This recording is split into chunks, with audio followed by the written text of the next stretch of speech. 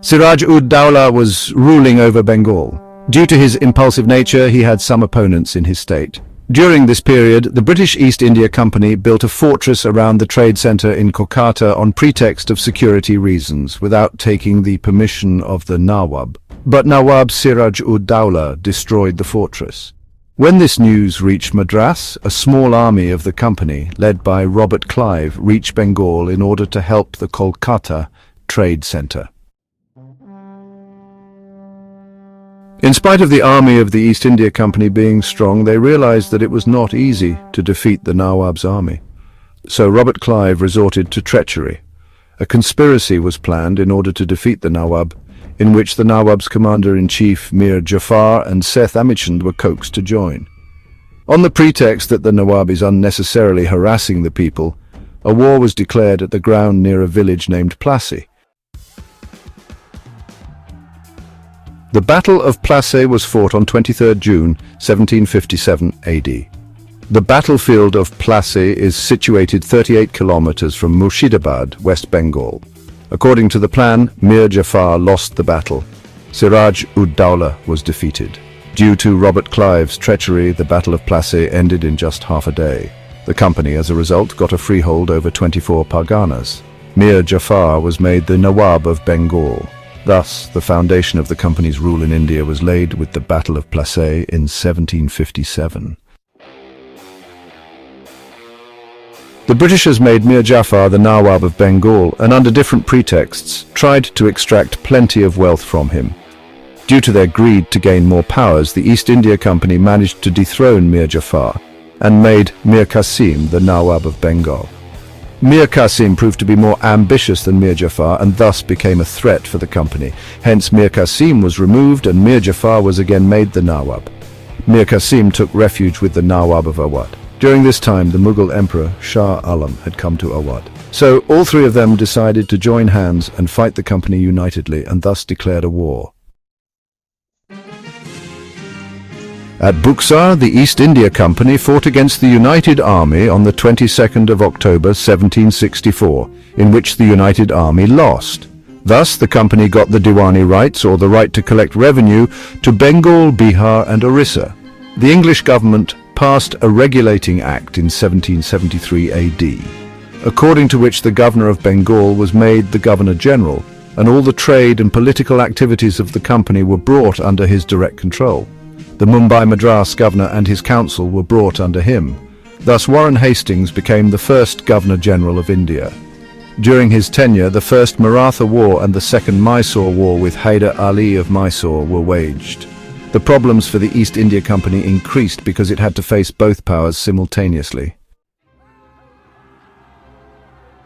Cornwallis took over as Governor-General after Warren Hastings. During the tenure of Cornwallis, the Third Mysore War took place with Tipu Sultan, famously known as the Tiger of Mysore. The company had to join hands with the Marathas and the Nizam to defeat Tipu Sultan. Tipu could not win against the combined forces and had to accept the treaty. After Cornwallis, Sir John Shaw became the Governor-General. Due to some rigid policies adopted by him, the East India Company's fame declined and the Marathas became stronger. So Governor-General Wellesley, who came after John Shaw, got the responsibility of making the company supreme in India. For this, Wellesley introduced the subsidiary alliance system.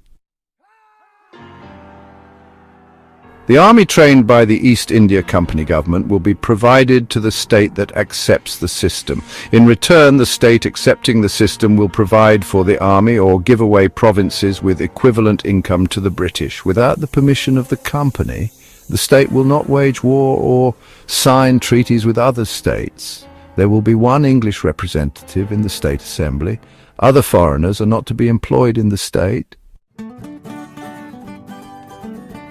States and rulers who accepted the subsidiary alliance system include the Nizam, Mysore, Awadh, Gaikwad, Scindia, Bhosle and Holkar. This system was like sweet poison. By implementing this system, Wellesley annexed many provinces and expanded the rule of the East India Company. Governor-General Wellesley asked Tipu Sultan to accept the subsidiary alliance system, which he refused. For declining the alliance system, the company, with support from the Nizam, attacked Mysore in 1799. During this Fourth Mysore War, Tipu lost his life while fighting against the British. After Wellesley, Hastings came to India as Governor-General. He waged a war with Nepal and made the Gurkhas join the army. Hastings fought a battle with the Pindaras and took control over them. With the Third Maratha War, the supremacy of the company was established. In comparison to the earlier Governor-Generals, William Bentinck is known as a liberal Governor-General. Bentinck believed that the dissatisfaction in different states due to the imperialist policy adopted by the previous Governor-Generals could not bring about any unity. So he was very liberal in his deeds. Dalhousie came to India as the Governor-General in 1848. He was a fierce imperialist. Dalhousie adopted the policy of annexation for the expansion of the company and British imperialism in India. Dalhousie's policy of annexation was quite aggressive.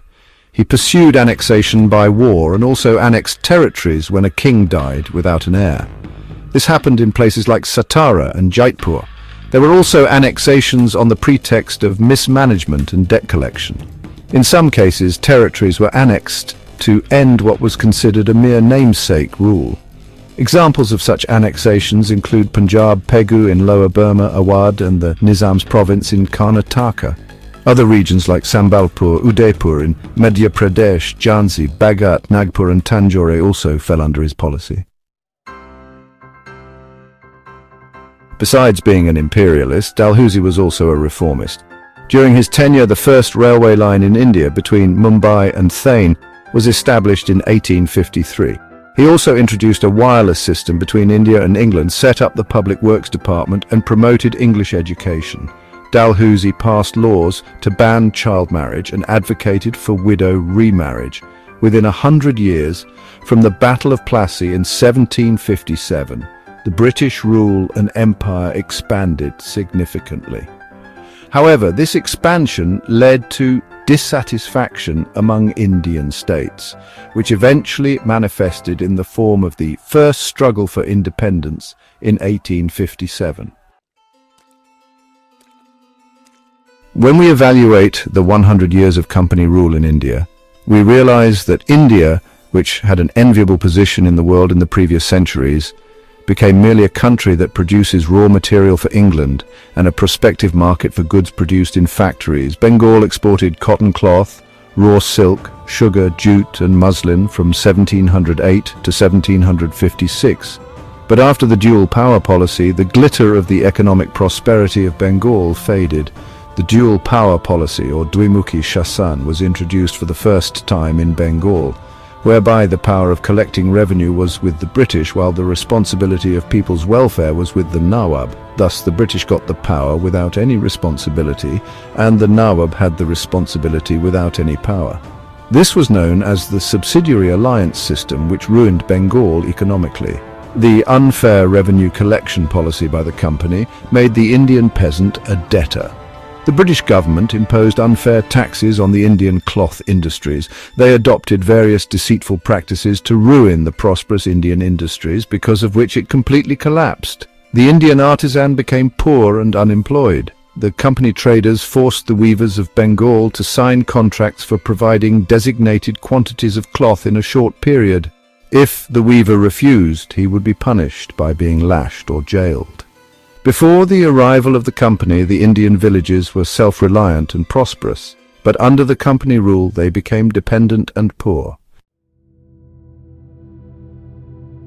During the rule of the East India Company, the railway line between Mumbai and Thane and steamer service between India and England was started. The development of the ports in Mumbai, Madras, now Chennai, and Kolkata also took place. During the British administration, the spirit of freedom of speech and thought developed among people due to the development of newspapers. In the Indian society, certain wrong social customs, rites and rituals were prevalent during this time, like the sati system, female infanticide, child marriage and so on. Raja Ram Mohan Roy, Durgaram Mehta, Bairamji Malburi and others were the stalwarts, whose role was instrumental in getting the laws passed with the help of the Britishers. As the administrative framework in India was anglicized, there was a demand for people with knowledge of English. English education began to be imparted in India due to Lord Macaulay's endeavours. As recommended by Charles Wood, universities were established in Mumbai, Madras and Kolkata. A whole class of people with the knowledge of English developed because of English education. With the passage of time, this group made demands for social reforms and gave momentum to the process of reforms. Thus, the East India Company came to India being allured by the prosperity and trade opportunity.